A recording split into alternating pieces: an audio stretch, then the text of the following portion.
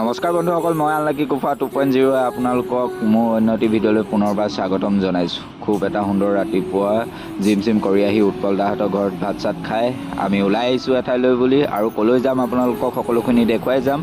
নতুনসকলে চেনেলটো ছাবস্ক্ৰাইব কৰি দিব আৰু পুৰণাসকলে কমেণ্টত মৰমবোৰ দি যাব বুলি আশা ৰাখি ব'লকচোন আজি ভিডিঅ'টো আৰম্ভ কৰোঁ। কুকদা, মই, দেৱাশিষ, উৎপল দা গোটেইকেইটাই মিলি সুন্দৰ এটা দিন উপভোগ কৰোঁ বুলি আহিলোঁ। নিজৰ সমস্যাবোৰ আওকাণ কৰি নিজক সময় দিওঁ বুলি নিজে ভাল পোৱা কামবোৰ কৰিবলৈ আহিলোঁ। আৰু পাহাৰীয়া ধুনীয়া ৰাস্তাৰ মাজে মাজে আমি যাত্ৰা আৰম্ভ কৰিছোঁ এয়া।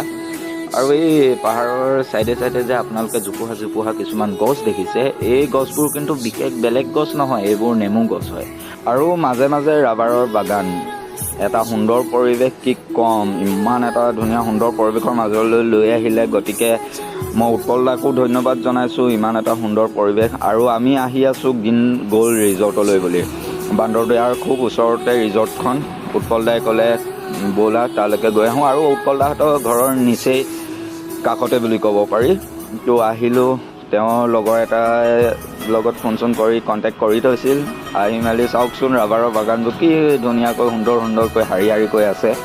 আৰু আমি পাই গৈছোঁহি এয়া গ্ৰীণ গ'ল্ড ৰিজৰ্টৰ সন্মুখ ভাগ। চাওকচোন কি এটা ধুনীয়া পৰিৱেশ। আৰু ধুনীয়াকৈ ভিতৰলৈ সোমাই আহিলোঁ, গাড়ীখন ৰখাই লৈ নামি গ'লোঁ হোটেলৰ পৰিৱেশটো চাওঁ বুলি। আৰু কৰ্মচাৰীসকলে ইমান ধুনীয়া আপ্যায়ন কৰিছে আমাক, কি ক'ম। চাওকচোন হোটেল ৰেষ্টুৰেণ্টখন কিমান ধুনীয়াকৈ সজাই থৈছে। এয়া 2 এপেক মাৰোঁ বুলি ক'লে মাৰিবও পাৰে, ধুনীয়া এটা ৰাতি কটাওঁ বুলি ক'লেও কটাব পাৰে, পাৰ্টি কৰোঁ বুলি ক'লেও পাৰ্টি কৰিব পাৰে। তো এভেইলেবল, যি কৰোঁ বুলি ক'লেও কৰিব পাৰে এটা সুন্দৰ পৰিৱেশৰ মাজত। আৰু ইমানেই ঠাণ্ডা পৰিৱেশ, ইমানেই এটা নিৰিবিলি পৰিৱেশ। আৰু এইপিনে চুইমিং পুল বনাই আছে, বৰ্তমান বনাইহে আছে, গৰম দিনত অ'পেনিংটো হ'ব বুলি কৈছে। আৰু কফি একাপ খাওঁ বুলি আমি বেলকনিলৈ উঠি আহিলোঁ। সুন্দৰ এটা ভিউৰ মাজত কফি একাপ আমি এতিয়া লগে ভাগে খাম। ক'বলৈ একো নাই। আৰু ইয়াৰ লগত যিটো আমাৰ সম্পৰ্ক আছে খুব এটা আন্তৰিকতা কৰোৱাৰ দৰে হয়।